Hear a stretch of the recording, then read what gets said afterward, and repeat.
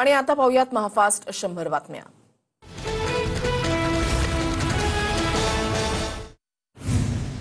5 ते 6 दिवस माझ्या मुलीला मारहाण, आरोपींच्या वकिलांचं बोलणं चुकीचं, माझी मुलगी मेली, आता तिच्यावर असे वाईट शिंतोडे उडवू नका, कसपटे कुटुंबियांना अश्रू अनावर।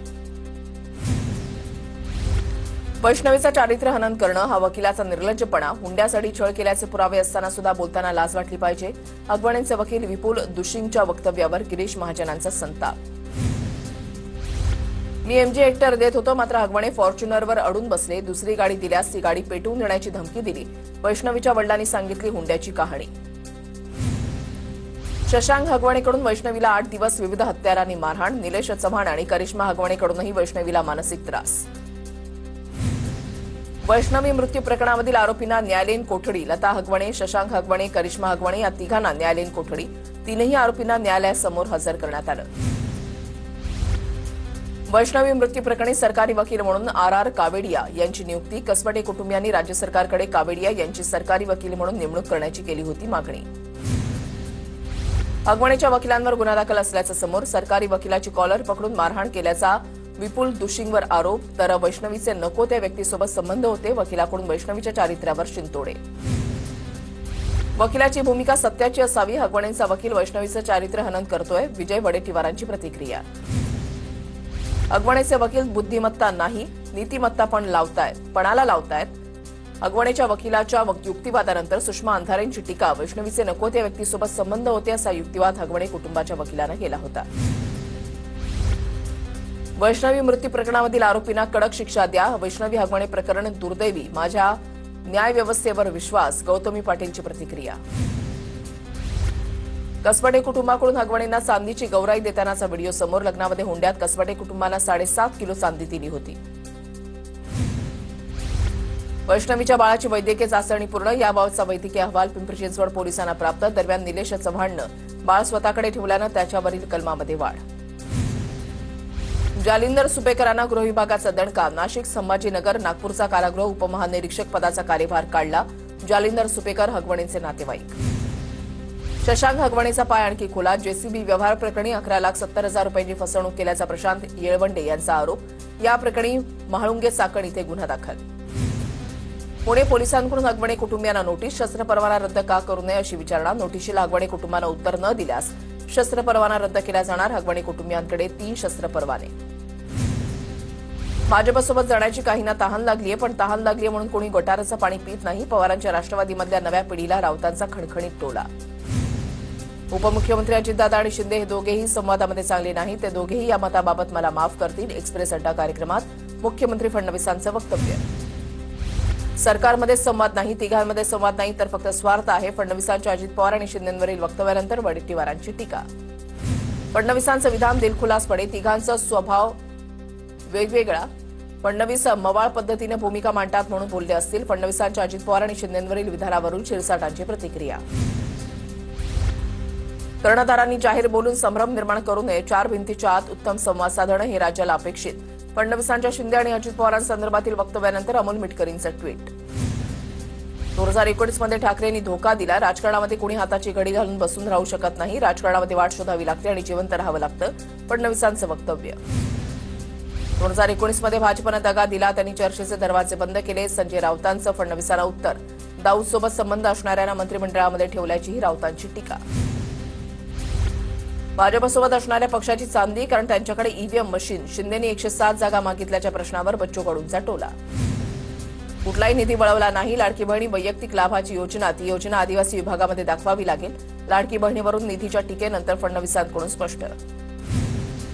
आदिवासी विकास विभागाच्या योजनांवर कोणताही परिणाम होणार नाही, निधी वळवल्यानंतर आदिवासी विकास मंत्री अशोक उईकेंची प्रतिक्रिया, विरोधकांनी अपप्रचार करणं बंद करण्याचं आवाहन। माझी अवकात नसेल तर शिंदेच्या कार्यकर्त्यांना दुर्लक्ष करायला सांगा, मुख्यमंत्री फडणवीसांच्या वक्तव्यानंतर कुणाल कामराचं ट्विट, तर ऑक्टोबरमध्ये महाराष्ट्रामध्ये शो करणार असल्याचंही कुणाल कामराकडून स्पष्ट। केंद्रीय गृहमंत्री अमित शहांनी जम्मूमध्ये उच्चस्तरीय बैठक घेतली, शहांकडून अमरनाथ यात्रेच्या सुरक्षेचा आढावा, जम्मूतील सुरक्षा यंत्रणांचे महत्वाचे अधिकारी बैठकीला उपस्थित, शहा आज पूंछ भागाचा दौरा करणार। शशी थरूर यांच्यावर काँग्रेस नेतृत्व नाराज. लक्ष्यभेदी हल्ले पहिल्यांदा मोदी सरकारनं केल्याचा थरूर यांचा दावा. भारतानं 2016 पूर्वी पाकिस्तानच्या हद्दीमध्ये लक्ष्यभेदी हल्ले केले नव्हते. पनामा दौऱ्यावेळी थरूर यांचं वक्तव्य केलं. तो दिवस दूर नाही ज्यावेळेला पीओके भारतामध्ये परत येईल. पाकिस्तानला दहशतवादाची किंमत मोजावी लागेल. संरक्षण मंत्री राजनाथ सिंह यांचं मोठं वक्तव्य. कुख्यात नक्षलवादी हिडमाला अटक. ओडिशा पोलिसांची मोठी कारवाई. हिडमाकडून AK-47 रायफल आणि 35 काडतुसं जप्त. पाक सीमेवरील राज्यांमध्ये 31 मे रोजी मॉकड्रिल. गुजरात, पंजाब, राजस्थानसह जम्मू काश्मीरमध्ये लोकांना सतर्क राहण्याच्या सूचना. पाकिस्तान अफगाणिस्तानचा एकमेकांच्या विरोधात गोळीबार. अफगाणिस्तानमधील बारामचा बॉर्डरवर गोळीबार. बॉर्डरवर चौक्या बांधण्यावरून दोन्ही देशांमध्ये गोळीबार. राज्यसभेच्या 8 जागांसाठी 19 जूनला मतदान. तमिळनाडूमध्ये 6 आणि आसाममध्ये 2 जागा रिक्त. निवडणुकीसाठी 2 जूनला अधिसूचना जारी होणार, तर 9 जूनपर्यंत उमेदवारी अर्ज भरण्याची मुदत. अमित शहाच्या दौऱ्यानंतर भाजपमध्ये संघटनात्मक हालचाली. फडणवीस यांच्या निवासस्थानी भाजपची तातडीची बैठक पार पडली. महापालिका निवडणुकीच्या दृष्टीनं भाजपकडून चाचपणी. चंद्रशेखर बावनकुळेंकडून गोपीचंद पडळकरांच्या मंत्रिपदाचे संकेत. सोलापूरचा निरोप मी मुख्यमंत्री फडणवीसांना कळवतो. गोपीचंद पडळकरांचा बावनकुळेंकडून लोकनेता असा उल्लेख. संजय राऊत येतील आणि तोंड काळं करून जातील. राऊतांच्या जळगाव जिल्हा दौऱ्यावरून गुलाबराव पाटलांची खोचक टीका. राऊत मागच्या वेळेला 5 आमदारांना पाडायला आले होते. एकही आमदार पाडू शकले नाहीत असं म्हणत पाटलांचा राऊतांना टोला. शरद पवारांची राष्ट्रवादी अजित पवारांच्या राष्ट्रवादीमध्ये विलीन करण्यास आनंद. राष्ट्रवादी तुतारीवर नाही तर घड्याळावरच पुढे जाऊ शकते. रामदास आठवलेंचं वक्तव्य. तर विलिनीकरणाचा कोणताही प्रस्ताव आला नसल्याचं तटकरेंकडून स्पष्ट. काँग्रेसचे जिल्हाध्यक्ष दिलीप देसाईंचा भाजपमध्ये पक्षप्रवेश. हिंगोलीमध्ये मुख्यमंत्र्यांच्या उपस्थितीमध्ये पक्षप्रवेश.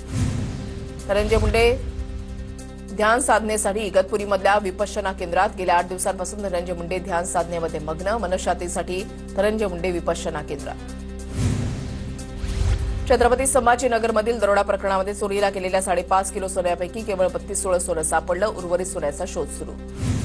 अमोल खोतकरचा पोलिसांच्या सांगण्यावरून एन्काउंटर. दरोडेखोर अमोल खोतकरच्या बहीण आणि वडिलांचा आरोप. संशयित आरोपी होता, मग एन्काउंटर का केला? कुटुंबियांचा सवाल. अमोल खोतकरचा पूर्ण विचार करूनच एन्काउंटर. दरोडेखोर अमोल खोतकरच्या बहीण आणि वडिलांचा आरोप. कुटुंबासोबत बोलण्याची परवानगी मिळावी. तहव्वूर राणाची याचिका. तर तहव्वूर राणाच्या याचिकेवर उत्तर देण्याबाबत तिहार जेल प्रशासन आणि एनआयएला नोटीस. प्रतिकारशक्ती वाढल्यानं कोरोनाला घाबरण्याची गरज नाही, मात्र इतर व्याधी असणाऱ्या नागरिकांनी आरोग्याची काळजी घ्यावी. आरोग्यमंत्री प्रकाश आंबेडकर यांचं जनतेला आवाहन.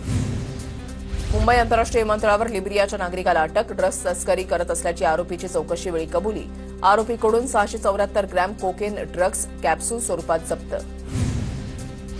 राज्यामध्ये सरकार आदिवासी विरोधी आहे. सरकार एकही आदिवासी आमदारांना निधी देत नाही. माजी मंत्री केसी पाडवी यांचा आरोप. सोलापूरच्या माढ्यामध्ये आमदार अभिजित पाटलांची पाणी टंचाई संदर्भात आढावा बैठक. नगरपंचायत मुख्याधिकाऱ्यांना धारेवर धरत चुकीची माहिती दिल्यास हक्कभंग आणण्याचा दिला इशारा. धुळ्याच्या जिल्हाधिकारी पदाचा पदभार स्वीकारल्यानंतर भाग्यश्री विस्पुतेंची सर्व विभाग प्रमुखांची बोलावली बैठक. पावसाळ्यामधील आपत्तीचा सामना करण्यासाठी सतर्क राहण्याच्या दिल्या सूचना. नंदुरबार जिल्हा परिषदेच्या निवडणुकीमध्ये राष्ट्रवादीला ज्या पक्षाकडून फायदा होणार त्यासोबत युती करणार. जिल्हाध्यक्ष डॉक्टर अभिजित मोरेंचं वक्तव्य. जळगावच्या चोपडा तालुक्यामधल्या आदिवासी महिलेच्या रस्त्यावरील प्रसूतीच्या घटनेची चौकशी सुरू. चौकशी समितीला 31 मेपर्यंत चौकशी अहवाल सादर करावा लागणार. बीडच्या आष्टीमधील टाकळी अमिया वस्तीमध्ये रस्ता नसल्यानं महिलेला प्रसूतीसाठी 1 किलोमीटर बाजेवर आणलं. सोशल मीडियावर व्हिडिओ व्हायरल. प्रशासनावर खंत व्यक्त. जळगावच्या अमळनेरमध्ये कृषी उत्पन्न बाजार समितीमध्ये सहकार मंत्री बाबासाहेब पाटलांच्या हस्ते विविध विकास कामांचं भूमिपूजन.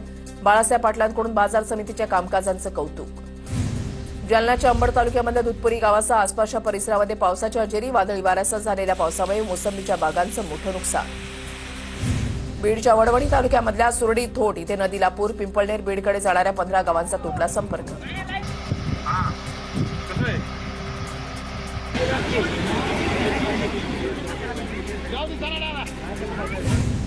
बुलडाण्याच्या मेहकर तालुक्यामधल्या ब्रह्मपुरीमध्ये पावसामुळे शेती पिकांचं नुकसान. तत्काळ पंचनामे करून नुकसान भरपाई देण्याची शेतकऱ्यांची मागणी.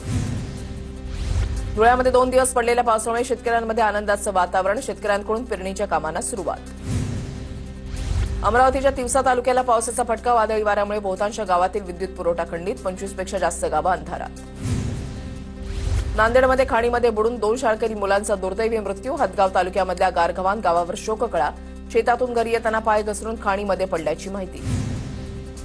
रत्नागिरीच्या चिपळूणमध्ये मुंबई गोवा महामार्गावर पोलिसांनी गुटखा भरलेली पिकअप गाडी पकडली. चालक पोलिसांच्या ताब्यात. गुटखा भरलेली गाडीही जप्त. सोलापूरच्या माढा तालुक्यामधल्या गोटीमध्ये नववधूचा लग्नाच्या दुसऱ्या दिवशी हृदयविकाराच्या झटक्यानं मृत्यू, मुलीच्या 10व्याच्या दिवशी वडिलांचाही मृत्यू, गावावर शोककळा.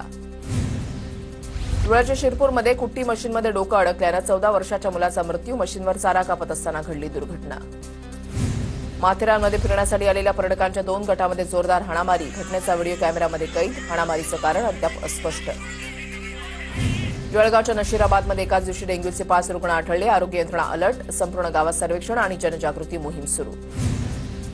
नंदुरबार जिल्ह्यामधल्या 60 गाव आणि 250 पाड्यांसाठी पावसाळ्यापूर्वी अन्नधान्य पुरवले. नर्मदा काठच्या पलीकडे राहणाऱ्या नागरिकांशी संपर्क होत नसल्यामुळे अन्नधान्य पुरवले. नागपुरातील नाग नदीची सफाई अद्याप अपूर्ण, सत्ताधारी आमदार प्रवीण दटकेंची नाराजी, दटकेंच्या नाराजीनंतर पालिका आयुक्तांकडून नाली सफाईची पाहणी. पावसामुळे नुकसान झालेल्या भागामध्ये पंचनाम्याचे आदेश, आपत्ती व्यवस्थापनामार्फत नुकसान भरपाई देणार, कृषी मंत्री माणिकराव कोकाटे यांची माहिती. धाराशिव, कळंब, तुळजापूर परिसरामध्ये पावसाची जोरदार बॅटिंग, संजितपूर गावातील नदीला पूर, काही गावांचा संपर्क तुटला, बहुतांश ठिकाणी पाणी साचलं. बीड जिल्ह्यामध्ये झालेल्या मुसळधार पावसामुळे बिंदुसरा धरण 99% भरलं, बीड शहरातील काही भागांसह परिसरातील पाण्याचा प्रश्न मिटला. बीडच्या आष्टी धामणगावमध्ये राजकुमार चौधरी यांच्या केळी आणि संत्रा बागेचं पावसामुळे लाखोंचं नुकसान, शासनाकडून नुकसान भरपाई मिळण्याची शेतकऱ्याची मागणी. सोलापूरमध्ये झालेल्या मुसळधार पावसाचा बागायती शेतीला फटका, बार्शीमध्ये सौंदर्य गावामध्ये ड्रॅगन फ्रूट शेतीचं नुकसान, 700 ड्रॅगन फ्रूटच्या झाडावर पावसाचा झाला परिणाम. जालन्याच्या कडवांची शिवारामध्ये आमदार अर्जुन खोतकरांकडून शेतीच्या नुकसानीची पाहणी, मुसळधार पावसामुळे द्राक्ष बागांमध्ये साचलं होतं पाणी. करमाळ्यामध्ये पावसानं टोमॅटो उत्पादक शेतकऱ्यांचं नुकसान, शेतकऱ्यांचं 35 लाखांचं नुकसान, पंचनामे करून नुकसान भरपाई देण्याची शेतकऱ्यांची मागणी. धाराशिवमध्ये जोरदार पाऊस, काही भागात पाणी साचलं, मान्सूनपूर्व पावसामुळे शेतकऱ्यांची खरीप पूर्व मशागतीची कामं ठप्प.